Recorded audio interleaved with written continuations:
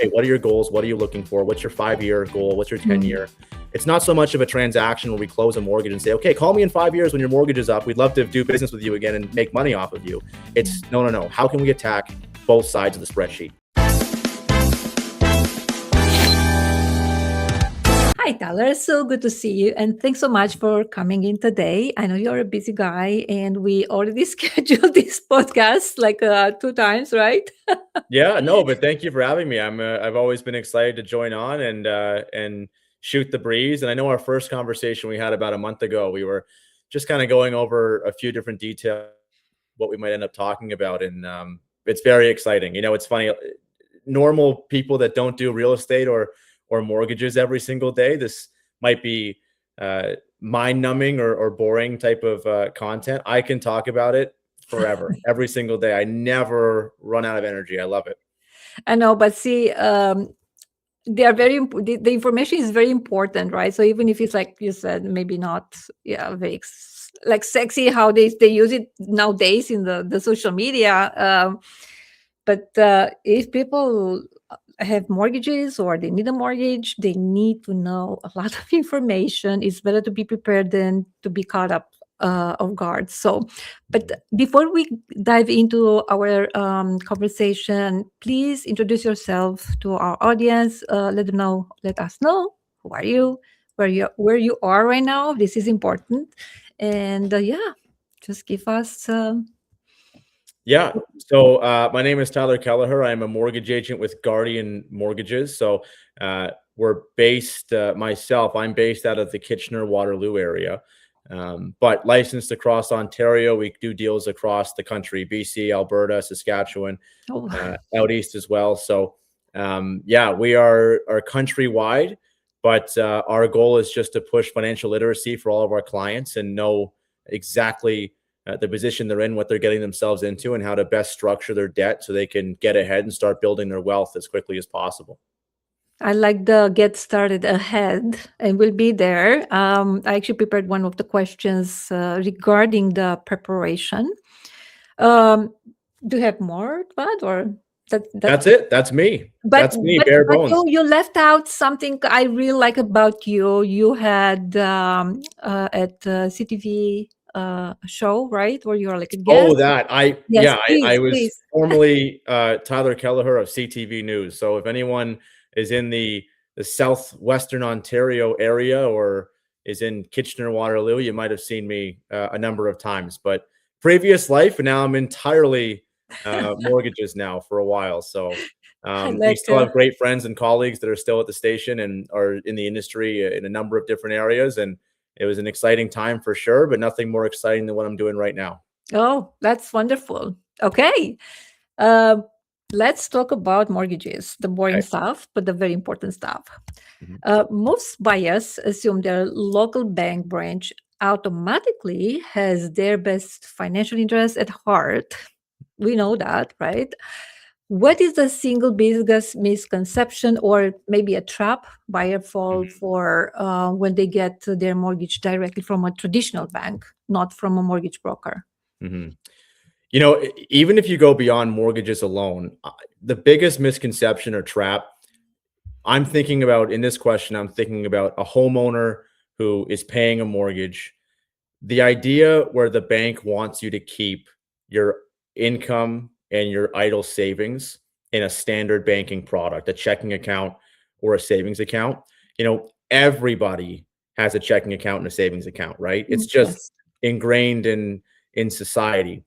But if you look at commercials from banks or walk into a branch, a lot of them will say, hey, you know, earn $500 cash or get a free iPad if you open a checking account with us. Get a free pair of AirPods if you open a checking account with us.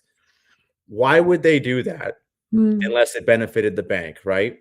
So if you have a mortgage that you're being charged 4% interest on or 4.5% interest on, and you have income coming into your account and you've made your investments, you paid for your expenses, and now you have idle savings, that's money that could reduce your debt and your interest costs right now. But obviously, Canadians don't do that because it's a Mm, sacrifice of liquidity. No one's going to drain their account down to zero. No one's going to go to their husband or their wife and say, hey, we're going to drain our account down to zero to make a prepayment to the bank. mm, That's their money. That's their safety net. So the number one thing that we do when it comes to pushing financial literacy is we explain, okay, this is what happens. So you earn your income, the money goes in the bank, you make your monthly or your biweekly payment or accelerated biweekly payment to your mortgage and other debts. It's a massive chunk of your cash flow that now goes to the bank. And any money that you aren't spending is just sitting idle and doing nothing for you. What if we moved that money into a different account that was mm, constantly working for you every day and reducing your debt every single day and saving you interest every single day? That would be the number one thing. Breaking the cycle of mm. thinking any money I'm not spending should just sit in a 1% savings account. Because if you're being charged 4% or 4.5% or 5% interest on your mortgage or 20% on your credit card, you're still losing. Mm. That would be the number one misconception. I would say Okay. checking and savings accounts, Mhm. right? Because we have over $300 billion in Canada sitting in idle savings accounts, right? And Okay. balance sheet lending is the number one way banks make money, where even if you have $1,000 in a savings account or 2,000 or 5,000 or 10,000, that money doesn't actually just sit there, right? The bank is lending it out. They have other loans they're earning higher interest on. Yeah. In a lot of cases, if you have savings with a bank, then you go to that bank for financing, you're paying to re-borrow your own money. So it's breaking that cycle, right? It's breaking that cycle. And you can do that. You can help Yes. people breaking that cycle, right? Yeah, that's what we do. I mean, we structure mortgages. Obviously, we can do standard mortgages, but most of the work that I do is structuring a mortgage with a first Mm, position re-advanceable line of credit. It's attached to the home, so you're using your home equity. It's revolving, completely re-advanceable, and we attach your banking to it. So your cash flow, your savings, all of your money goes in, and every mhm. single penny of your cash flow, your income, and that idle savings is reducing your debt every single day, right? Wow, But great. obviously, with a standard mortgage, if you did that, you're making a prepayment. You're taking your Mm, cash and making a prepayment to the bank, and that money's gone. It's very hard to get that money out of your home mhm. unless you refinance, which you'd have to requalify for, or you sell the home. In this case, you keep all of your money in pocket. It's always available to you. The whole point is, while you're not using it, it's working Mm, for you every day. And the last thing I'll say is standard mortgages are calculated in semi-annual compounding interest, right? So it's interest on the original balance owed plus new interest. It's interest on interest. So if you mm. have a standard mortgage with a monthly payment, I challenge anyone listening to this, if you're early in your mortgage, if you have 25 years left or 26 years left on your mortgage, look at your statement. And I guarantee more than half of your payment is going to interest right now. Oh, Less yes. than right? Yes, Less than we know yeah. that. So less than half of your payments actually going to principal. It takes so long to bring that balance down. So if you make a monthly payment on the first of the month, Mm, the balance just ticks a little bit down and then it doesn't move for another month and the mm. interest accumulates. So what we do is a consistent pay down every single day and it's in simple interest. So your interest costs recalculate every single day only to the dollar amount you owe. So you're just streamlining the process and you're making a much more efficient debt Mm. structure for clients. Amazing. I love that. So mortgage is more like a liability. This is what we know, right? Mhm. So how we do flip the script and design the mortgage setup that actually operates as a wealth building engine, like you mentioned, Mm. you can change that. Yeah, this is exactly it. This is why most of our business comes from financial advisors because we work holistically with the client's financial advisor and we can speak the language as well. Mm, So, I talk about an offset structure, which is what I just discussed with the re-advanceable line of credit. What makes it I think you called it a wealth building kind of machine. The first characteristic with this is, for one, we have clients who are paying down their mortgage up to 10 years sooner because of everything I just said. Their idle money, while they're not spending it, it's reducing the debt. And as the debt comes down, the interest costs come down, which means you okay. owe less, which means you save more, which means you owe less interest. It's a big snowball. The number Mhm. one thing is you're going to pay down your debt faster. it goes hand in hand with saving on interest. A lot of clients save tens of thousands in interest, in some cases, hundreds of thousands in interest. But the other thing is that I think slides under the radar is you're keeping your investments fully intact. Mm, If a homeowner has some liquidity concerns, maybe there's job loss or they have a business that's struggling and they decide, okay, it's time to liquidate some assets and maybe use that to stay afloat. For one thing, you're limiting the growth of your portfolio, your retirement, whatever you have planned if you start mm, pulling out investments.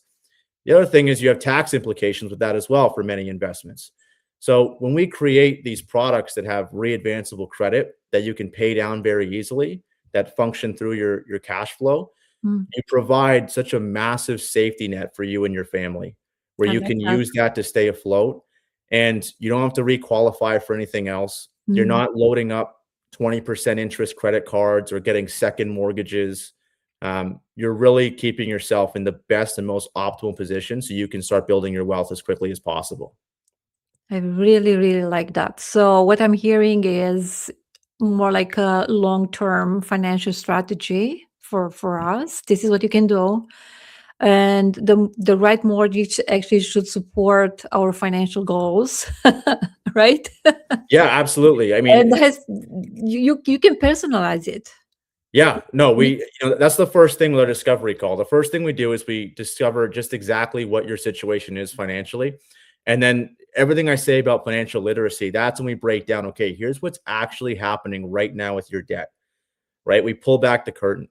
And then we say, Mhm. okay, what are your goals? What are you looking for? What's your 5-year goal? What's your Mm. 10-year? It's not so much of a transaction where we close a mortgage and say, okay, call me in 5 years when your mortgage is up. We'd love to do business with you again and make money off of you.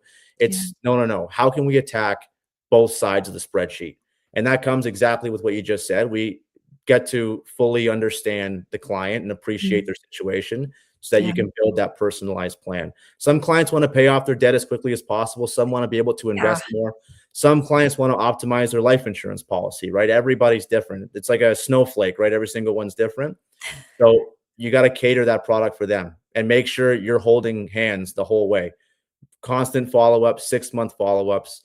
I always joke when you have me, you have me. And it's That's the same thing. So, yeah, very much personalized products and service for the client. I really like that. And I really like you said you are there for the client because sometimes we only need someone to be there for us, even if we don't need, you know what I mean? It's just the safety, the comfort for our minds that we have our guy or our person we can go to if anything goes wrong or we are concerned or we have questions. So I think this is very important. Yeah, we have clients who are up for renewal and they're thinking about leaving their current bank, and Mm, a lot of times they come over to us before we even get to the personalized strategy, the custom proposal. They yeah. just came over because they just like the service, and they say, Mm, "Oh wow, you respond to my text right away. Oh, I called you at 10 p.m. and you answered. You were out to dinner with your wife and you still called me." Right? I yeah. called my specialist at the bank and they don't call me for 2 days. So just that alone, it It really leaves a good it taste in the client's matters. mouth. They really appreciate it. It's because also we talk about like big decisions. We are not talking just, money. It's money for a big purchase. So it's important. Yeah. I might be wrong, but I guess people get obsessed with finding the lowest interest rate Mhm. online. Probably you know us, you know better than I know. So why can winning on rate actually end up costing someone tens of thousands of dollars in hidden fine print? Can you explain that? Yeah, well, I can tell you almost every conversation I have starts with what kind of rate can you get me? And Mm, when it comes to people that just walk into their bank, their branch, mm, they speak with an agent they just met, a lot of times that's the tiebreaker. Um, the truth of the matter is there are a number of variables that come into play when it comes to a mortgage product. If you sign on to a 5-year term for a closed fixed rate mortgage because it's 0.1% lower than the other product, now you're locked into a closed term for 5 years at that rate. Maybe you're thinking of moving in 2 years, right? Or 3 years, or you get promoted and you have to move somewhere else, or you want to refinance, you have to break the mortgage in a couple of years. Now you're dealing with interest rate differential penalties. Now you're dealing with a product that might not be fully portable. There are Mm, some lenders that offer collateral charges, mhm, which in that case, it can be very costly to get out of that, even at renewal and transferring to other lenders. So I would say be very careful when you're shopping for rate. For one, when it comes to standard mortgages, because depending on what your goals and your lifestyle are, you might be jumping into something that you're not really mhm, prepared to handle the implications of. The other thing is that the way we structure mortgages is we tackle debt pay down, the mhm. principal pay down over anything else. Nothing will ever outperform mortgage structure, the actual build of the mortgage that reduces the debt. So the structure will always outperform rate. Mhm, So even if you're offered a product that might have 0.5% higher of a rate, but the principal is being reduced exponentially faster without sacrificing your cash flow or your savings, it's always going to outperform rate, because rate is really just the amount of interest you pay on that balance. So if yes. the balance is coming down faster, that's going to always do better than a lower interest rate. We have models that we show where a 7% rate outperforms a 3% rate. Mm, So I would just say, don't let the rate discussion mm, just force your hand on a decision. And I have a number of questions I always tell clients to ask if they just choose to handle their mortgage on their own, which we can go over later if you'd like. I know you had a question on kind of mhm. what are the best steps to take. Um, but there's other questions you should ask, even if you're. So pretty much we don't have to shop for the rate alone, Mhm. and we need to understand the mortgage terms and conditions, right? I mean, So, I would just, even clients who are really heavily interested and not obsessed, but they really take a lot of weight and stock in the interest rate. Ask mm, yourself, okay, why? Why do I mm, care about like what's so important about interest rate? That's where you say, okay, it's not so much the interest rate, it's more the cash flow, the mm, interest costs, and paying down your mortgage faster. So I always tell clients, I go, listen, even if you walk into the same bank that you opened a checking account in when you were 14 and you just want to go there for a mortgage, you don't want a broker, you just want to do it on your own. mm, Don't just walk in and say, what's your lowest rate? Say, how are you going to improve my cash flow? How much interest are you going to save me? And how are you helping me pay off my home faster? Ask those three questions. And if you speak with a specialist who's umming and awing and can't give you a straight answer, but the specialist says, well, listen, we're giving you this rate, and you ask mm, around, you're not going to beat that rate. That's why we're the best. That's why we love our clients. We're giving you this rate. That's not good enough. That's not an answer. So if yeah, you're getting that answer back, you're talking to the wrong person. You should be speaking with someone who says, okay, this is what you want, better cash flow, less interest, pay off your home faster. This is how we're doing it. Not, hey, for the next 5 years, you're mm, paying a 3.99 interest rate. That's my number one piece of advice if you're just working on your own without professional help. yeah. This is what we are getting regarding the commission. How much is your commission? Not what can you offer as a Mhm. service for me, or can you, because the commission is not even relevant, because if I can sell your home for way more than the other guy who only ask for 1% for Right. commission, and I ask maybe 5, but you'll make more money with me because I'm selling your home, it's probably the same, right? It's the same. We need to know what questions to ask. I think we are asking the wrong questions. This is what happens with most of the people. They don't know what questions to ask. They Mhm. know numbers, right? So of course, one is less than 5, or like the rates for the mortgage. So they compare this, but it's not the right question. It's not the real question. So Yeah. I thank think you you for just if clarifying. you And this is actually a great guide. What questions we should ask when we ask for the mortgage. so much gets done in the initial discovery call. If Mm. you just ask what keeps you up at night, like what are your pain points? What is the thing that makes you lose sleep?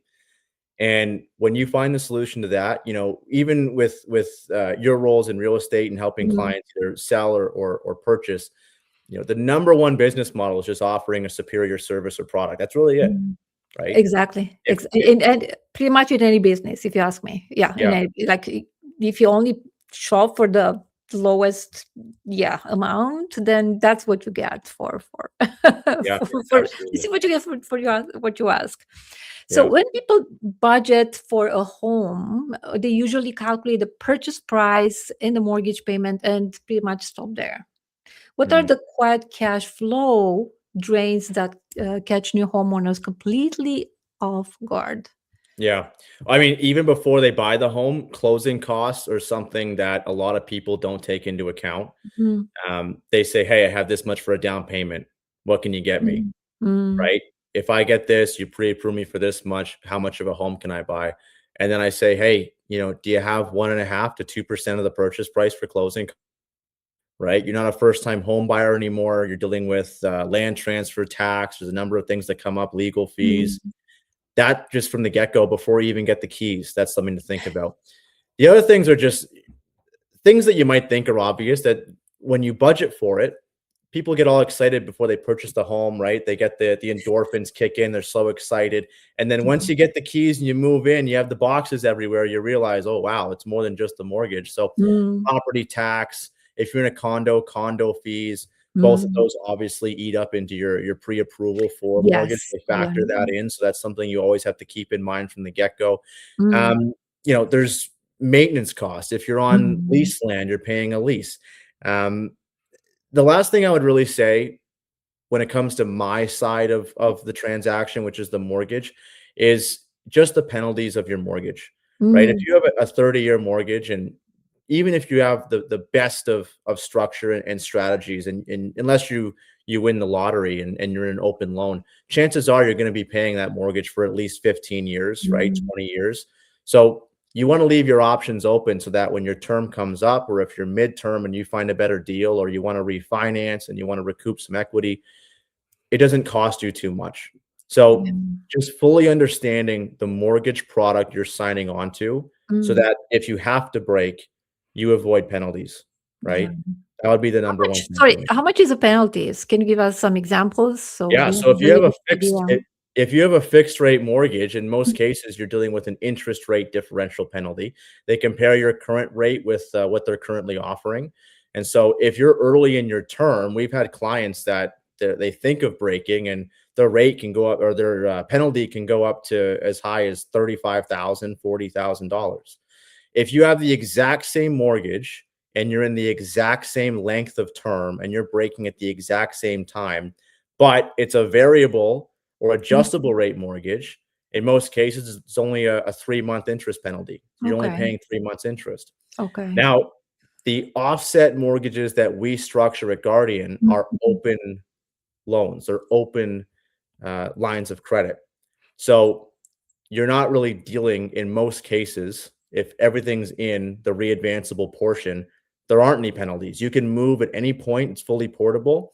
If you won the lottery tomorrow, if you walked mm, into a gas station and bought a scratch off ticket and won $1 million, you could pay your mortgage off tomorrow with no penalty, no right? penalties. If you wanted to pay off your mortgage, all of it at once tomorrow, you'd still have to pay a penalty. Mm, The mortgages that we structure are open loans, so you can pay off the mortgage at any point. You can prepay as much as you'd like, as often as you'd like, with no mm, penalty, and it's fully portable if you move.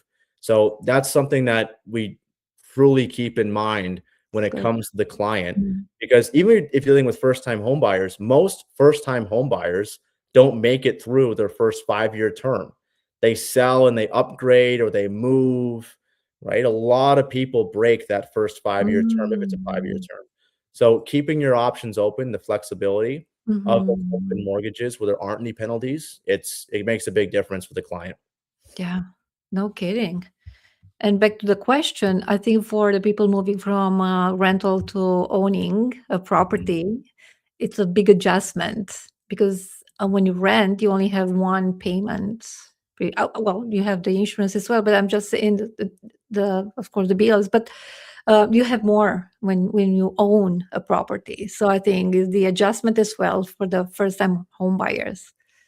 Yeah, it just makes having that financial flexibility so much more Mm, vital and so important, mhm, right? If you move yourself out of a product where you don't have that scheduled payment every month, where if you miss the payment, the bank doesn't come calling, You don't have arrears. You're not defaulting on the mortgage. They don't get power of sale. If you can structure a mortgage where it's the cash flow reducing the debt and the interest every single day, and no one's calling you for your monthly or biweekly payment, it just opens up so many more avenues and freedoms for the client. Because as you just said, going from renting to owning is a totally different beast. It is. Totally different. Mhm. And you're dealing with maintenance and things go wrong. And next thing you know is a rainstorm and the basement floods and anything can happen, right? I know. I You're know. liable. It's your property. Having Mhm. that financial safety net can do wonders for a client. I know. I know. Now it's so important to know, right? You mentioned before in the beginning you work across Ontario, British Columbia, Alberta. Give us a little bit of like comparison, or what's good we are using, what's good they are using in their other provinces. And just in terms of products, right? And different structures and strategies. Mm, Yeah, I think it's all pretty universal. The number one thing that I see across Canada would be with investors, real estate investors. They have rental properties, they have a portfolio with multiple doors, mm, and they just don't have it structured as efficiently as possible. So if you have a principal home that you're paying a mortgage on, and you also have a rental property that you're renting out all year, long-term rental, and you're paying a mortgage on that, if you're taking your cash in pocket that you've already been taxed on and using that to pay for your expenses on the rental property, you're losing money. So there's mm, ways where you can, whether it's a debt swap, there are ways to use re-advanceable credit attached to your principal home to cover all of your rental expenses, the rental mortgage. Interest accumulates on that rental property. And because it's a non-registered investment, being a rental, all the interest you pay on that is fully tax deductible. So I think a lot of real estate investors are, they're on the right track. mm, Maybe they got a home for a great discount number of years ago. Maybe that property is already cash flowing, and that's great. But mhm. I have three main reasons why you buy a rental property. It's to maximize cash flow, it's to maximize capital appreciation, and it's to maximize tax efficiency. So Mhm. if you can structure your mortgage in the best way to get those tax deductions and you're being as tax efficient as possible, and you're also able to keep all of your cash flow without putting it back into the rental, it can do wonders for you. Oh wow, so many good topics for the future podcast. Yeah. Yeah. You specialize in structuring debt to maximize cash flow. This is Mhm. pretty much what you do. Can you paint a picture of what badly structured debt looks like versus a smart optimized debt structure? Yeah. I this can be branched out into a number of different topics. I will Mhm. break it down as simple as possible. Okay. If anyone who's holding on to high credit card balances Hmm. and they own their home, they have equity and they can refinance, that is the worst thing you can possibly do. Credit cards are evil. I'm all about having I credit. said they are our best friends. Yeah. Well, listen, you obviously need to build credit, right? Mhm. I'm not gonna go, Dave Ramsey on you and say, "Don't ever use a credit card." My credit building strategy is the 2-2-2 rule. You should have 2 credit lines, a Mm. minimum $2,000 limit, and have 2 years of clean history. So any client who says, "I'm gonna close down my credit card," that's very high utilization. It's damaging your credit. And if you're only making minimum payments on that credit card, it might be a Mm. few $100s a month. It's only going to interest. Mm. So the length of time it would take you to pay that off and the amount of interest it would pay or it would charge you if you're making those minimum payments, along with covering your mortgage and your car payment and other things, it could take years and years. So when it comes to badly structured debt, Mm. it would just be the fact, and look, a lot of people live like this. It's like a spider web.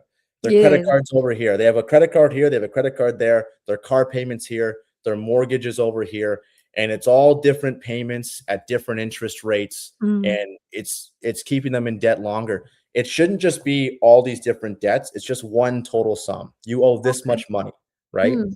If we can consolidate all of that debt into one low interest rate, simple interest, streamlined through your cash flow, you're going to pay it off faster. Oh. Because any kind of system where you have multiple credit cards or unsecured personal lines of credit or a car payment, and that balance just isn't moving, it's staying very high, and you're just making minimum payments, it's going to keep you in debt for years, and it's going to Mm. cost you so much interest, right? And it goes to show, I mean, even the people looking for a mortgage, you say, hey, what's the best rate you can get me? If that Mhm. same person who's rate shopping for the best interest rate for their mortgage, okay. There's a massive debate in personal finance. Pay off the mortgage as fast as we can, or putting extra cash flow into the investments. How do you normally help clients decide where their next dollar should go? Mhm. So Also, if you can give some example, that would be great. yeah, we always support diversifying. So we would never want to stop clients from making their contributions to their portfolio. And if they approach us and say, I care much more about contributing to my investments over paying down my debt, then we build a plan for them to do that. Because Mm. all of our plans, no matter who we're working with, it's to maximize cash flow and liquidity. So it's to put them in the best possible position to, if they choose to invest more over paying down their debt, they can do it. Now, there are things to keep in mind. We always Mm. say, speak with your financial advisor, build a Mhm. plan with them. And then once you build a plan, we'll structure it. Because even if somebody says, okay, I earn 10% ROI on my investment and my mortgage is only costing me 4%, I'd rather invest and just pay the interest on the mortgage. Okay, well, there's tax implications that come with your investment once you choose to take that money out. There's no taxes that come with paying down your interest costs with a mortgage. Mm. So there's always going to be that balancing act. On the flip side, there are clients that we work with that can't even bear the idea of living with debt. That's the thing that keeps them up at Yeah. night, right? And their number one mission is to just pay off their mortgage. In some Mhm. countries, when you pay off your home, they paint the front door red to Oh, show wow. they own their house outright, right? Wow. So for some people, Ooh. that's their number one goal. They want to pay off the house. Oh my What God. we do when we build a custom proposal is we'll say, okay, listen, if you earn this much per month, you spend and you invest this much per month, this is how much you have left over. Under Mm. our structure that we build for you, you might pay off your mortgage 10 years sooner. But say you want to take a little bit of those extra savings to contribute even more to your investments. Okay, maybe now instead of paying your mortgage off 10 years sooner, you're paying it off 8 years or 6 years sooner. You're Mm. still further ahead than you would have been in your previous structure. And now you're still able to contribute more to your investments. So when it comes to saying where should they put their next dollar, paying down Mhm. their mortgage or investing, you can have both. You can have Great. both. Good news. Yeah. Yeah. Yeah. Well, most people think of it in terms of a standard mortgage where they think any money we have left, we'll just make a prepayment to the bank and that money's Mm. gone. So we can't invest it because it's gone. It's, yeah, That's inefficient banking. It's it's inefficient inefficient. That's mortgages. the word, inefficient. We Mhm. need efficiency. Yep. 100%. Yeah. 100%. Okay, let's talk about the elephant in the room, renewals. Yep. So many people are facing right now. They need to renew their mortgage, Yep. and it's a challenge. Yeah. We've seen a renewal crunch through Mm. 2025 and 2026. It was more than 60% of mortgages, a crazy Mm. number up for renewal in those 2 Mm. years. Number one tip I would say is just get ahead of it early, right? If you think, what should I do? The Mhm. absolute least amount of time you should give yourself to start is a month. What's early for you for this? If you go 6 months ahead, that's early. That's a lot of Okay. time, right? If you're looking for a rate hold, a Mhm. lot of rate holds would go up to 4 months, the most, 3 to 4 Mhm. months. So even at 6 months, you're giving yourself plenty of time. There is nothing wrong with starting that early because you wanna make sure your employment is in check. You wanna make sure you speak with a broker who says, "Hey, no large unnecessary purchases that might affect your credit," right? Just make Mhm. sure your finances are in order. I can list off a million things that listeners to this podcast could just make a list of. The easiest thing is just speak with a broker because the broker is going to go over the whole checklist on the call and just make sure everything's in order because you've seen way too many costly mistakes that come Mm. at renewal the client just doesn't think of that were easily avoidable. And the number one is just starting too late. We have a number of clients that approach us 2 weeks before the maturity date. And Oh, so we wow. say, okay, we can help you. We'll do everything we can, but chances are you're going to be in an open mortgage for at least a week, week and a half, because it's not just up to us. Once we get broker complete, you got to send instructions to the lawyer. They need a few business days to get their documents Mm. in order for you to sign. The mortgage has to be transferred from lender to lender. So the least amount of time you want to give yourself is a month. Yeah. So timing is very important. Yeah, timing's important, and just keeping Yeah. your ducks in a row, right? And If you're 2 months away from looking at your mortgage and possibly having to qualify with a different lender, not the best time to buy a boat, Mhm. not the best time to buy a car or quit your job. Once you Whatever close on the affects, yeah. mortgage, then you Mm. can reassess. But Yeah. until you finish qualifying for that product, Yeah. you want to make sure everything is lined up. So number one, connect with the Mhm. specialist, and number one again, don't wait when it's too late. Yeah. I Those are would the two say, big ones. Speak with a broker and give yeah. yourself at least Mm, at least 6 weeks before maturity. 6 weeks. Okay. Okay, let's address a question people are often hesitant to ask. How do you actually get paid as a mortgage broker? Yeah. And why does understanding, because I think if we understand, then we are not hesitant anymore, right? Yeah. Understanding your compensation model benefits the borrower. Yeah. So I bring this up at the end of every discovery call when I Mm, first make the introduction to the client. okay, I always good. just ask, "Do you know how I Yeah. get paid?" A lot of them say, "Yeah, I do know, but just tell me again. Just tell me again to make sure."